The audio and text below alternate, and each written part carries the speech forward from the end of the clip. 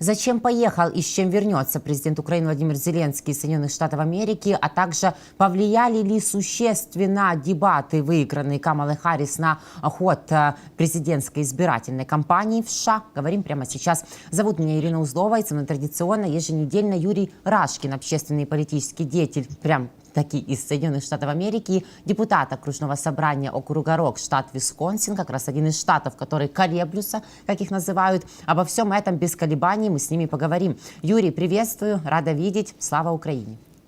Героям слава! Ирина, я таки говорю с Украиной, с Ириной Узловой. Таки да, это опять я. И снова мы здесь. И наши зрители вместе с нами, друзья, напомню сразу, мы работаем в прямом эфире Ютуба 24. Благодарим вас за активность, а также будем благодарны, и весьма приятно будет нам, если будете свои вопросы задавать, и мы, конечно же, на них с Юрием ответим. Юрий, вижу, вы соглашаетесь. Прекрасно. Жмите лайки, друзья. Вот, да, Юрий, знаете, что я хочу видеть после нашего разговора и после недели, которая будет следующей? Вот такие фейерверки на территории складов, аэропортах, и не только в Российской Федерации, благодаря дальнобойному оружию, которое еще раз с аргументами и целым планом победы поехал Зеленский мотивировать Белый дом, таки дать разрешение, может, не только на него, и на наше членство в НАТО, по крайней мере, обязательства этого. Байден фактически историческую миссию этим может для себя совершить, убежден Зеленский, говорил он об этом в офф-рек разговоре с журналистами украинскими, где был представлен и наш канал. Что ж, Юрий, увижу я эти фейерверки, как полагаете, порадуюсь? Ирина, я уверен, что вы порадуетесь, что мы все увидим эти фейерверки. Я единственное не вижу, как это связано с поездкой Зеленского в США. Почему?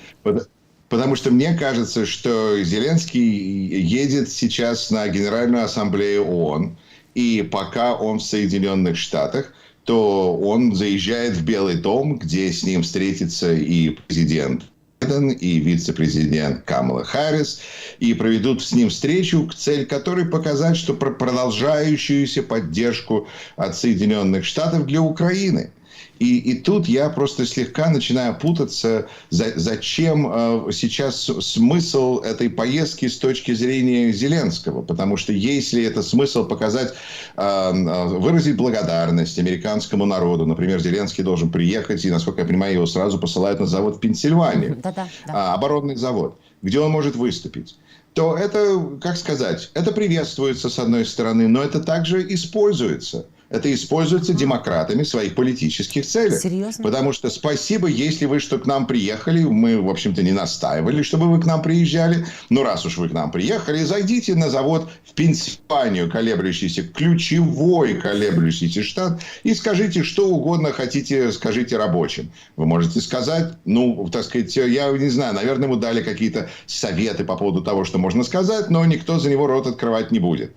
Поэтому президент Украины скажет на заводе в Пенсильвании и влезет таким образом, насколько я это вижу, в политическую кампанию в Соединенных Штатах. И тут я путаюсь, зачем это нужно. Потому что, когда я слышу о том, что Украина хочет не участвовать в американских выборах, не поддерживать ни того, ни другого кандидата, как бы, не быть частью политической игры, то, что я вижу, говорит мне о противоположном.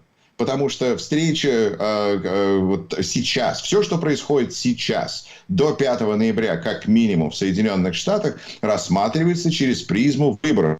Учитывая, что уже даже голосование начинается в Штатах. То есть, это мы уже въехали. И поэтому все, что сейчас будет происходить, будет рассматриваться политически. Демократы будут это использовать в своих целях. Республиканцы, конечно, тоже будут использовать это в своих целях, потому что республиканцы будут брать визит Зеленского и размахивать этим, как красной тряпкой, на Fox News и говорить: помните, как мы вам говорили, каждый раз, когда приезжает Зеленский, он уезжает 60 миллиардами долларов. Помните, как только что написал в статье в The Hill Дональд Трамп-младший, что помогать Украине это не в целях национальной безопасности Соединенных Штатов. А вот смотрите, Зеленский встречается с Камалой Харрис, с Байденом, и он, значит, как бы напоминает, он своим присутствием и существованием напоминает нам о том, что республиканцы говорят: мы могли бы очень хорошо сэкономить, друзья-кроты, если бы мы никогда не поддерживали Украину, а сразу бы договорились с Владимиром Путиным. Это было бы нам намного дешевле. Вот такой взгляд, зачем это сейчас нужно как бы впихивать эту тему в наш предвыборный разговор, я, убей меня, не понимаю. Я вот просто пытаюсь как бы вот разобраться, потому что когда Украина говорит, мы не хотим никого поддерживать, а в результате поддерживает всех, я не знаю, насколько это эффективная политика. Лучше бы, может быть, действительно, как сказали, не поддерживать. Не поддерживать Байдена, не поддерживать Камалу Харрис. Уж точно не встречаться сейчас с Дональдом Трампом. Просто вот заниматься Украиной, планом победы в Украине. Мне кажется, как, ну, с точки, как сказать, наблюдения как бы политолога в данной ситуации. Я просто не вижу смысла здесь, какие очки здесь может заработать Украина, кроме как может, естественно, своим присутствием президент Зеленский может быть частью той культурной информативной повестки, которая, конечно же, нужна срочно. Потому что у нас сейчас по стране вот до сих пор продолжает ездить коллектив, который, значит, военные из Украины, они тоже музыканты, они выступают, они говорят, рассказывают, но они в основном встречаются с украинской диаспорой, но также американцы приходят. То есть, ну, все это вот в эту струю, если бы сейчас поездка Зеленского влилась, то это было бы очень-очень хорошо. Потому что рассказать о том, что происходит в Украине, про страдания украинского народа, но также про героизм украинского народа, сейчас, ну, я бы сказал, почти что перед праздниками, наверное, было бы очень хорошо. В этом смысле действительно было бы очень хорошо, чтобы наводнить страну представителями Украины перед праздниками, перед Рождеством, когда у нас сердце, вот как бы мы думаем такими вещами, думаем, там, значит, нужно что-то хорошее, особенно сделать в такой сезон. Но американцы, мы такие вот милые, такие наивные люди. Но вот так у нас получается. Но сейчас въезжать, когда мы просто идет перестрелка между демократами и республиканцами, я не понимаю. А если это делается для того, чтобы напомнить США, что нужно помогать Украине, ну так когда атакамс Украина получила, мы об этом узнали через месяц. Так, значит, может быть, Украина уже что-то получила, что мы не знаем, но мы продолжаем. Как бы Зеленский через месяц после того, как были получены атакамсы, сказал об этом на пресс-конференции, там, на своем заявлении. И получается, что этот месяц американцев еще били за то, что они не дали атакамсы, а американцы по этому поводу ничего не говорили, а потом через месяц наконец сказали, ну да, мы получили атакамсы. Я не настаиваю на том, что тут что-то даже плохо. Просто я отмечаю факт. Я рад объяснять, сколько потребуется. Но Соединенные Штаты будут поддерживать Украину. Вне зависимости от того, если это президент Байден, или президент Харрис, или это президент Зеленский, или это президент кто угодно с украинской стороны. Потому что связь здесь демократии и демократии. А если появляется Трамп, то это как напрямую общаться с Кремлем. Потому что это абсолютно не тот взгляд и не тот подход, который нужен, который, как сказать, ну это как садиться за стол переговоров с Путиным, просто вместо этого получается представитель Кремля по имени Дональд Трамп. Вы слышали его заявление, вы слышали его статьи, все это, у него очень конкретная антиукраинская повестка. Да. Юрий, ну у меня есть для вас такие небольшие контраргументы. Оборонный завод, упомянутый вами в Пенсильвании, вот как раз мне кажется, что это, да, может и будет использовано и в своих предвыборных целях, конечно, демократами, как-то сманипулировано потом республиканцами, и на этом они могут играть вот с такой зловещей стороны, точки зрения. Но в то же время мы всегда говорим, что очень много, бытует мнение, общалась я недавно с одной из американских журналисток, что, мол, все деньги идут на Украину, что, мол, лучше бы рабочие места развивали в самих Соединенных Штатах, увеличивали бы зарплаты, но в то же время как раз оборонные предприятия, которые стали производить больше и обеспечивают, насколько мы понимаем, и новым количеством рабочих мест, и теми же зарплатами. Вот как раз с такой точки зрения может показать эту поездку, что вот нам не просто дают деньги как бедным и несчастным для не пойми чего, что нельзя донести об экзистенциальной войне, что может далеко людям за океаном. А вот, пожалуйста, есть и вот такая выгода. Это раз. С другой стороны, учитывая, что сейчас фактически нога в ногу идут, все равно как ни крути, Трамп и Харрис,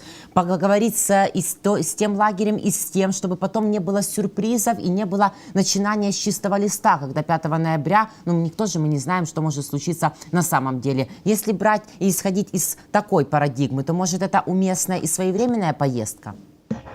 Смотрите, Ирина, вы абсолютно правильно говорите о том, что помощь Украине абсолютно имеет глубокий, прагматичный смысл для Соединенных Штатов, для служащих, для рабочих Соединенных Штатов.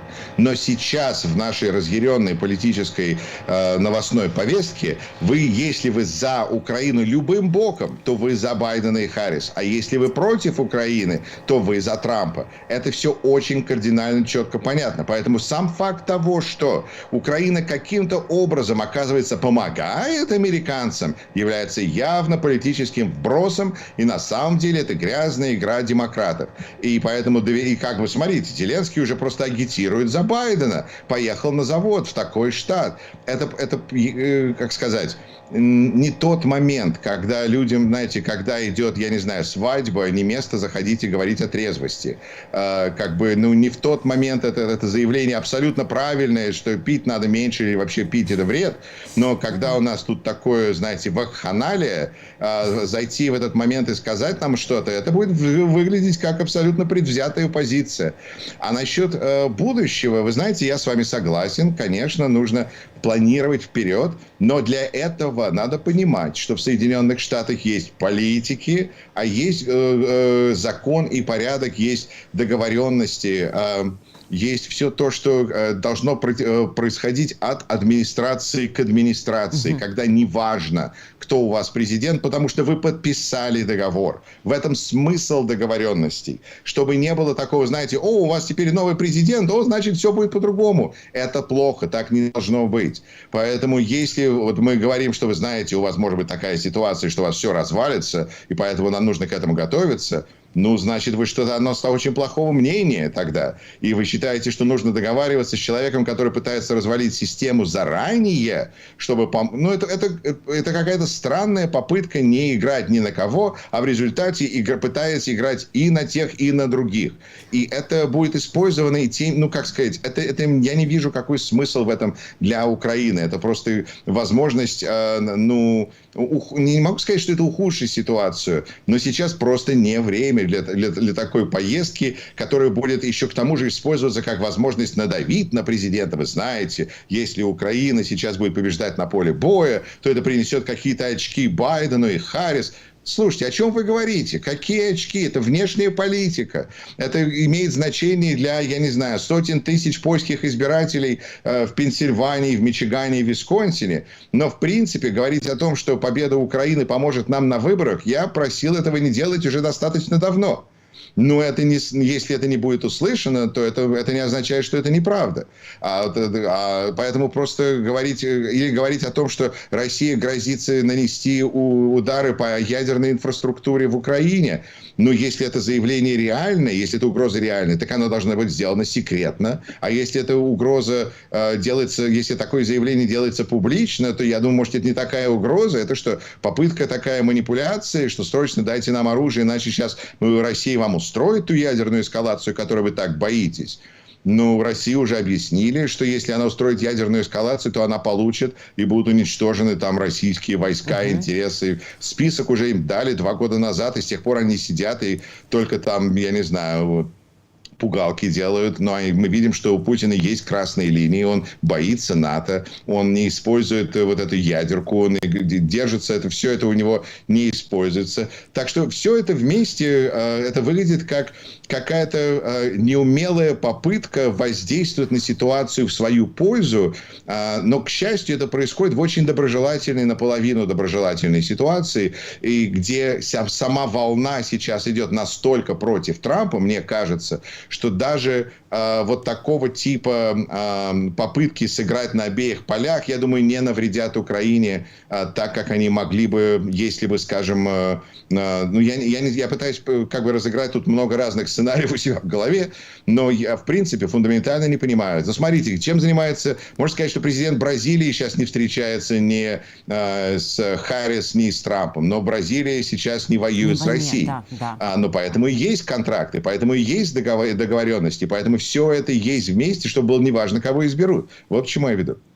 Понятно, ну, что поддержка будет сохраняться, и мы нет. Мы не то, что не уверены, конечно, но мы хотим больше и больше уверенности не только в дне после и неделях и месяцах после 5 ноября, а и вообще в годах, насколько мы понимаем, потому что Зеленский полагает, что, возможно, получится от Байдена получить заверение в том, документированные, по всей видимости, что Украина станет членом НАТО, потому что мы знаем, что именно Штаты и, конечно же, еще, например, Германия и есть теми главными, к сожалению, торпедирующими этот процесс сторонами, которые, опять же таки, опасаясь эскалации не только, это будет мой следующий вопрос, не очень хотят давать нам это добро на то, чтобы НАТО расширилось на плюс еще один, и мы стали, допустим, 33-м членом Альянса. А вот на такой шаг может пойти ли Байден сейчас, как полагаете? Я думаю, что делать такой мощный шаг перед выборами было бы большой помощью Дональду Трампу.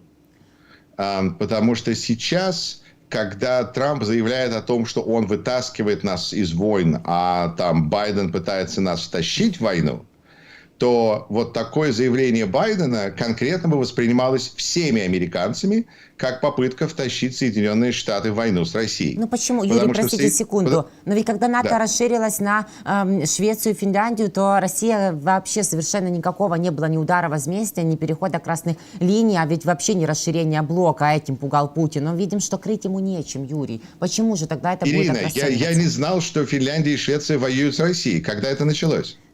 Нет, они не воюют, но Путин, они граничат с Россией. И Россия, которая выступала, в принципе, против расширения севера. Есть нюансы. Хорошо, давайте, продолжайте, спасибо. Нет, но есть нюансы, потому что в Финляндии, потому что мы видим, что в НАТО принимают при солнечной погоде, или, по крайней мере, когда нет дождя. И когда вот, да. И поэтому мы видим, что страны Балтии приняли, когда не было никакой угрозы от России. НАТО оборонительный союз, это не атакующий союз. Это люди демократических стран, которые пытаются защититься от российской угрозы. Поэтому идея того, что их можно втянуть в войну, им противится, это противит идее союза, это как бы все наоборот. Я просто по-другому это вижу из Соединенных Штатов, я понимаю, потому что я не в Украине. Но находясь в Соединенных Штатах, я вам говорю, что если сейчас Байден заявляет, что Украина, я принял решение пригласить Украину в НАТО и дать ей те же гарантии безопасности, которые мы дали Финляндии и Швеции, что, в общем-то, было бы правильно, абсолютно правильно. Но я бы на его месте это сделал заявление уже после того, как произошли выборы. Ну, хотя бы подождать, сказать, что теперь Байден, всех собак можно вешать на Байдена. Он Кто пригласил Украину в НАТО? Байден. А где Байден? А он на пенсии. Тогда, может быть, он на это решится таким образом. Но есть очень большая разница между до выборов и после выборов, и при новой каденции, при новой администрации. Поэтому то, что вот сейчас у нас следующие несколько месяцев будут такими в этом смысле решающими, просто говорит о том, насколько разные ситуации. Но если принять Украину в НАТО, это правильно. Это решение, которое, с одной стороны, должен принять американский президент, пригласить Украину в НАТО. Да. Я не знаю, почему-то никто другой в НАТО не приглашает, кроме Соединенных Штатов. В общем. С другой стороны, нужно же разрешение, чтобы это было единогласно. Поэтому одно дело сделать заявление, а другое дело принять решение. И давать гарантии, которые приведут к большой вероятности большого конфликта, да, можно назвать это теми красными линиями, которые есть у Запада. Запад не готов сейчас принимать Украину, вы правы, потому что готов принимать новых членов, но не готов принимать Украину, потому что, несмотря на границу, есть важный нюанс полномасштабной войны. И избиратели в Соединенных Штатах на сегодняшний день восприняли бы это как конкретный вот такой шаг к войне. И это означает, что если вы за это, то вы голосуете за кандидата, который за войну с Россией. А если вы это видите по-другому, то вы голосуете за другого кандидата. Поэтому сейчас самая лучшая помощь, которую при, в общем-то, печальной для Трампа ситуации Байден сейчас мог бы принять для Трампа, это пригласить Украину сейчас в следующие 40 дней дней пригласить Украину в НАТО. Это бы показало всем подозревающим в том, что он такой, знаете, я не знаю, классный президент, что он просто хочет нас, в конце концов, втянуть в войну. А вся деятельность каденции Байдена показать, что он хочет избежать войны с Россией. Поэтому я не вижу здесь вот такого сейчас заявления. И я, честно говоря, последние составляющие, кроме Байдена и всех союзников, я не уверен, насколько Украина готова сейчас вступить в НАТО на тех правилах, на которых это называется вступлением в НАТО, то есть отказом от военного противостояния за территорией. А когда Украина уже наносит удары вглубь России, то, может быть, сейчас не то время, когда Украине нужно вступать в НАТО. Может быть, сейчас лучше подумать о том, как заставить Россию сесть за стол переговоров и заставить Россию принять условия Украины, потому что Россия в слабой позиции, а не просто замораживать конфликт в каком-то смысле, замораживать войну и сделать не то, чтобы это фальшивый мир, ну и НАТО так НАТО, НАТО так НАТО. Но мне это просто очень большой поворот в том, что сейчас идет, потому что украинцы не собираются отказываться от своих территорий, а вступление в НАТО означает отказ военных действий за эти территории. Украина же сейчас, мне кажется, на это также не согласна, как и страны НАТО, и сам президент. Поэтому я не знаю, насколько, наверное, в конце, насколько своевременна эта дискуссия. Но если мы говорим о том, что вступить в НАТО после окончания войны, после того, как мы отвоюем территории, и после того, как будет подписано мирное соглашение в связи с капитуляцией и проигрышем Российской Федерации, почему нельзя в таком ключе пообещать? Я думаю, что обещания сейчас не так важны, как реальная помощь. А то, что Украина, в конце концов, должна быть частью НАТО и будет частью НАТО, и, по крайней мере, если у власти есть демократы, если будут республиканцы, то, как говорится, all bets are off. Тут ни на что нельзя ставить. Но если будет традиционная американская политика, я устал говорить демократы, скажем, традиционная американская политика, то Украина будет в НАТО. По-другому быть не может, потому что мы видим, это единственная красная линия, которую Путин уважает. Потому что сказать, у вас не будет НАТО, у вас будет Будапештский меморандум, не работает. Надо в НАТО. Поэтому мне кажется, что украинцам надо понимать, насколько Украине надо в НАТО. И насколько и всем это надо понять. Но сейчас просто не тот момент, когда это должно произойти. Например, тот вариант, который предлагает тот же, в лучшем случае предлагает Трамп, это не вступление в НАТО. Потому что, боже упаси, это же не то, что хочет Владимир Путин. Поэтому политика тут с точки зрения трамповской администрации в лучшем случае это сделать из Украины второй Израиль. Ну, во-первых, я поехал в Украину, потому что мне там показалось безопаснее, чем в Израиле. А с другой стороны, НАТО, надо в НАТО. Это все, что я могу сказать. Я как-то... Да, надо плакат рисовать, Ирина. Юрий. Ну и не один. Причем и на этом плакате официально пусть будет подписано, что все-таки это обещание дано. Мы понимаем, и зрители наши вот пишут, обещать не значит жениться. Но тем не менее, это было бы сигналом. 3000 человек почти нас смотрит в прямом эфире. Вы знаете, это хорошо. Это большая проблема, кстати, для сделок. Потому что действительно, это так важно, что мы затронули тему. Потому что это большая проблема, мне кажется, с бизнесом. Потому что обещал не жениться, так нельзя. Нельзя. Так не работает. Вот от этого надо избавляться, друзья мои.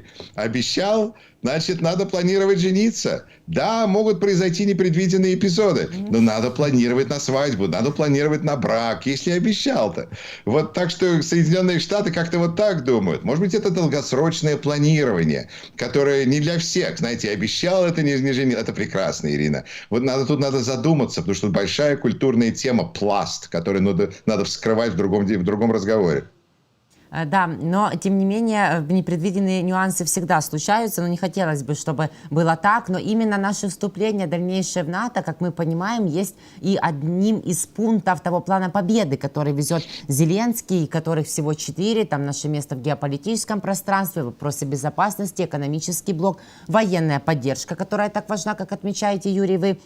И один шаг уже на после победы Украине. А вот уместно ли тогда и план победы сейчас обсуждать? Потому что нам же надо понимание долгосрочной поддержки, которая будет неизменной. Но и с нашей стороны всегда же просят вот план, да, стратегию, конкретику, тактику. Вот, пожалуйста, мы везем. Прочитают, услышат и будут поддерживать так же? Смотрите, Ирина, это очень интересно, то, что вот сейчас вы как бы разложили наши 4 пункта. Это звучит намного лучше, как 4 замечательных статьи, которые президент Зеленский или Ермак, кто там у вас возглавляет администрацию, написал бы в Вашингтон-Пост op-ed, как бы редакторская статья. Юрий. Потому что вот эти заявления, в них нет ничего секретного. Это наоборот нужно призывать в Это же не диктатура у нас, не диктатура, у нас демократия. Соответственно, нужно наоборот апеллировать к более большому количеству людей, а не к более маленькому количеству людей. Это в мафии нужно найти договорняк. А у нас демократия. Особенно, когда Зеленский говорит, что он хочет показать этот секретный план Байдену, Харрис, Трампу и Конгрессу. Но я думаю, с тем же успехом точно можно опубликовать это в Вашингтон-Пост как статью, хотя 4 пункта, 4 важных пункта, наверное, можно 4 статьи из этого сделать. Но это место для такой дискуссии, потому что американцам нужно понимать, что будущее Украины, что у Украины есть видение своего будущего. Вот что нужно понимать американцам. Потому что если Украина это только не Россия, это борьба, это победа. А что дальше? И вот понимание того, что у Украины есть видение своего мирного будущего, это важно для всех американцев понять, не только для наших лидеров. Поэтому, мне кажется, это очень, так сказать, не в правильное направление это идет. А то, что американцы поддерживают, будут поддерживать, ну, это само собой. А показать это Трампу как суперсекрет, я не знаю. Я просто как-то не понимаю цели вот такого заявления, которое должно делаться публично. А оно каким-то образом должно быть в нем какая-то сила от его секретности. Но мы же не Кремль. Да, это однозначно. Абсолютно нет. Кстати, о Кремле и о красных линиях, и о ядерных угрозах, о которых вы тоже вспоминали. Юрий, сразу 2 новости и 1 комментарий, конечно же, потому что они ложатся в вечный шантаж, когда Путин достает ядерную дубину, и не только лишь. Соединенные Штаты Америки на днях успешно испытали способную долететь до России ядерную ракету, а в Российской Федерации, ты отказала мне 2 раза, а тут 4, не испыталось ничего опять. А сейчас о сарматах, которые просто взорвались там же, где и должны были взлетать, и разнесли российский полигон. И здесь не получилось. Из 5 раз испытания Сармат только 1, где-то там, еще в 2022 году, был как-то плюс-минус успешным. А неужели после этого, на фоне вот такой разницы между тем ядерным оружием, которое могут испытать и задействовать в Штатах, и вот той дряхлой, трухлявой ядеркой, которая есть, по всей видимости, в Российской Федерации, это еще боятся такого? Почему? Несколько моментов. Во-первых, если эта ядерка взрывается хоть в Воронеже, это все равно планета Земля, и мы все на ней находимся, и нельзя Россию выкинуть с этой планеты пока что.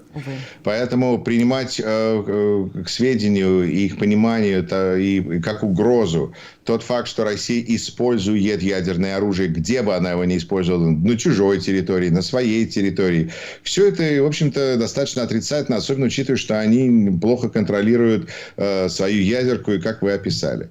С другой стороны, я не вижу, что это действительно большим образом на самом деле влияет на действия. Мне интересно, что дальше хотела бы Украина, если на Соединенные Штаты уже нельзя говорить, что не дают атакам. Ну, скажем, дали. Ну, скажем, с большой дистанции. Но их определенное количество. Но они уничтожили запасы у России на следующие 3 до 6 месяцев. Или они сняли какую-то... А дальше что? И вот тут, мне кажется, просто надо разобраться, потому что даже поездка на завод говорит о том, что эти атакамсы надо делать, они не производятся в том количестве, не произведены в том количестве, которое Украине бы хотелось. Но учитывая их цену, стоимость и затраты, которые на это требуются, это дорогое оружие. Поэтому все вот эти моменты, мне кажется, имеют более практичное влияние на ситуацию, чем мифические линии, чем угрозы, чем вот эти угрозы о ядерке, которые, хоть с одной стороны, это планета Земля, а с другой стороны, мы видим, что они не умеют это контролировать и использовать, и угроза от этого относительная. Особенно, в конце концов, это же, мне кажется, что с точки зрения американцев можно сказать, что, знаете, бить по России американским оружием, когда страна идет в полномасштабную войну, и мы здесь уже 2 года помогаем Украине, 3 года, и мы продолжаем помогать. Тут все идет логично, и мы не видим никакой реакции, особенно на России на это одно как бы понимание того, что мы продвигаемся дальше с помощью, и нет этих красных линий. Но с точки зрения американцев, мне кажется, когда ты видишь, что по России гуляет украинская армия по Курской области, и Россия как попытается на это просто закрыть глаза, ну, а тут что делать? То есть, если они в такой ситуации, знаете, если бы у нас стали гулять мексиканские банды по стране, и вот не банды, а вот формирование мексиканской армии, что это такое? Это не было бы этой Мексики уже давно. Поэтому как-то здесь совсем такая другая ситуация, и мне кажется, реально мы видим, что у России нет вот тех вещей, которые требуются для сдержания угрозы, которая идет на них. Поэтому мне кажется, что вопрос должен как-то развиваться в другом ракурсе, не об атакамсах, а, возможно, я не знаю, сказать спасибо рабочим, сделайте больше этих атакамсов, и будет вам больше рабочих мест, как вы правильно сказали, и зарплаты, и все это будет прекрасно. Надо, как бы, наверное, мне кажется, дискуссия идет все-таки больше в ракурсе того, сколько этих атакамсов, сколько их можно сделать, сколько они стоят. Вот этот разговор технологический, а не вопрос юридический. Потому что вопрос этический уже был давно решен. Украина заслуживает всей той помощи, которая ей нужна для того, чтобы остановить российскую агрессию. После этого все остальное просто детали. Однозначно. И нюансы. Это мы показываем, в частности, упомянутое вами Курское СВО, которое развивается по нашему плану контрнаступления России. Там, Юрий, как и все, как началось, так и кончилось. Собственно говоря, в прошлую среду были какие-то потуги, но они уже угасли, даже не дойдя до среды этой. Вот так они и защищают. Да Путину плевать, в принципе. Ну, Курская область, и что, где-то Курская область. Ну, заберут, скажут, так это так и надо было. Они же все могут навешать. Но там, Юрий, 49% россиян, как-то говорят в одном из опросе днями, что они не хотят ни достижения цели СВО, уже не того, чтобы Путин войну продолжал, войска, было бы неплохо, если бы он свои вывел. 49%, да, пусть не совсем репрезентативно, но тем не менее. А что-то вот мешает, да, россиянам, как думаете? Вот, может, не нравится, что в Курске, не нравятся дроны, не нравится, что атакамсы скоро полетят? Да, но страшно. Они застряли в стране, где они рабы, где их бьют палками, если они выходят на улицу и уничтожают в тюрьмах. Да. Им страшно, они могут либо сбежать, либо они могут молчать в тряпочку, но их могут забрать на фронт, и там их уничтожат. И пойти на Путина они еще не решились. Потому что для того, чтобы пойти на власть, нужно понимать, что тебе нечего терять. И почему-то россияне продолжают за что-то держаться, вот, за страх какой-то. Это какая-то магическая сила страха. Потому что в этом смысле черное население намного более смелое, чем россияне в россияне в России. Черные, я вспоминаю наши последние протесты БЛМ, которые, да, там были криминал, и да, там были разгромы в магазинах и так далее. Это не была атака на Капитолий, но тоже можно сравнить на самом деле. И БЛМ, и атака на Капитолий. Это когда у людей в головах создается ощущение, что сидеть дальше нельзя, что будет хуже, если будешь сидеть, ждать, быть ждуном. А у россиян вот такого нет. У них все время что-то, видимо, хуже выйти из очереди в газовую камеру, чем тихо стоять и ждать своей очереди. И надеяться, что газовая камера перестанет работать магическим образом перед тем, как вы в ней окажетесь. Это проблема большая для России, которую, видимо, даже атакамсы не могут решить. Есть надежда такая, я слышу, что если россияне почувствуют холод и голод и страдания, просто зимы, то это может повлиять, каким-то образом они могут что-то сделать. Они не могут ничего сделать. Я не понимаю, на что рассчитана эта логика, кроме того, что, в принципе, им нужно усложнить их задачу. В этом смысле я согласен. Усложнение задачи, как Россия может воевать, это очень-очень важно. Но пытаться что-то доказать русским людям, что они там, сделали неправильный выбор, это как российская оппозиция. Я как-то не вижу смысла в такой риторике, в таких действиях. Но если это рассматривается в рамке, фрейминг тут очень важен, как это остановка российской военной машины, тогда Бог в помощь, вперед. Юрий, мы работаем, напомню, нашим зрителям в прямом эфире Ютуба 24, больше 3000 человек нас смотрит. Спасибо, друзья, за вашу активность. И на окончание нашего сегодняшнего разговора еще одна тема, которую я анонсировала, не могу, конечно же, не затронуть. А почему издание The Hill пишет о том, что победоносное выступление Камалы Харрис на дебатах не повлияло на самом деле и не помогло кардинально изменить ситуацию в ключевых колеблющихся штатах? Почему так произошло?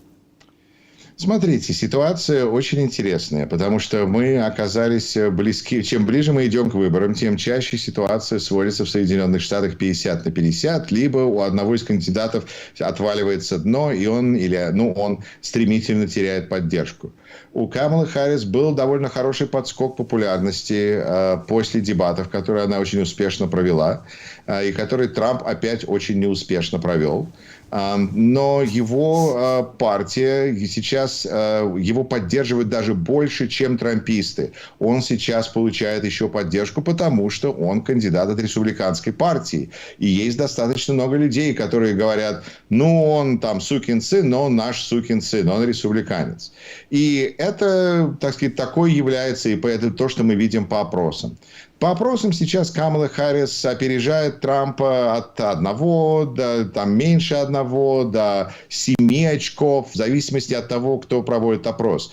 И что интересно, что с точки зрения демократов, они смотрят на результаты опросов и говорят, будьте осторожны. Трамп может легко победить. Мы должны проголосовать. Нельзя ни секунды, так сказать, медлить, как говорит Тим Уолз. Мы будем спать, когда мы мертвы.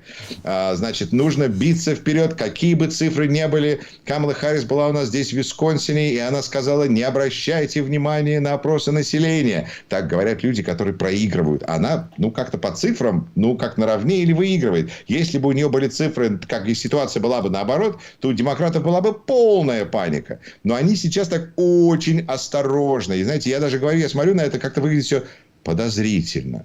Но если посмотреть на то, что происходит на ралли у Камалы Харрис или у Трампа, то ситуация очень разная.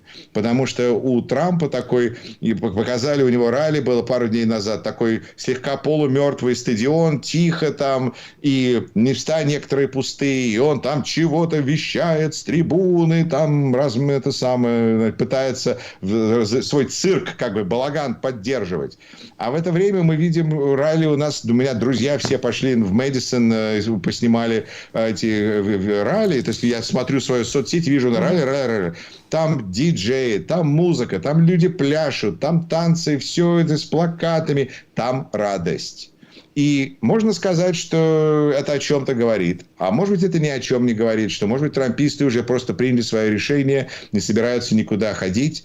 Но вот ситуация выглядит так. Опять же интересно, что Дональд Трамп, мы понимаем, всегда, когда он пробивает дно, для него это потому что для него это единственная дорога вперед. Но он теперь уже решил, наконец он дошел до святого. Он теперь занимается антисемитизмом. Он теперь заявляет на ралли, что если он проиграет, то это вина евреев. Американских. Потому что понятно. Почему? У него же проблема с белыми и образованными, а это евреи. Поэтому у него, значит, вот такая проблема. Он говорит, если я проиграю, то это все из-за евреев, которые не понимают, какой он великий президент и как он много всего сделал для Израиля. И если вы за него не голосуете, это, кстати, часть американской республиканской сегодняшней пропаганды. Раздувать идею того, что Трамп это имеет хороший смысл для Израиля. Хотя мы знаем исторически, демократическая партия, это партия, в которую вступают евреи американские. Потому что республиканцы евреев не хотят.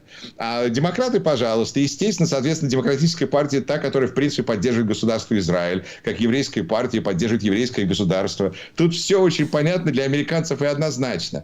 Но Трамп абсолютно сейчас ушел в антисемитизм и решил обвинить евреев в том, что если он проиграет, а для американцев это уже дно. Вот это действительно интересно наблюдать, потому что, говорит, вау, он что, действительно евреев обвинил? Вау. Посмотрим. Будем смотреть, наблюдать и обсуждать с вами, Юрий. Благодарю вас за этот интересный разговор, за вашу позицию, за разъяснение, за ваше личное мнение. Всегда интересно, когда вот так оно имеется. До встречи через неделю. До свидания. До свидания, Ирина. Всегда рад. Взаимно все, мы также. Юрий Рашкин, общественный и политический деятель из Соединенных Штатов Америки, а также депутат окружного собрания округа Рок, штат Висконсин, был вместе с нами. Спасибо, друзья, что вы провели также с нами это время, за ваши активные просмотры, комментарии. Ирина Узлова для вас работала. Подписывайтесь, пожалуйста, на YouTube Юрия Рашкин Репорт в описании под этим видео и на YouTube 24 тоже не примените подписаться. Все это помогает нашим разговорам продвигаться просторами YouTube. Берегите себя, верьте в вооруженные силы Украины. Увидимся и победим.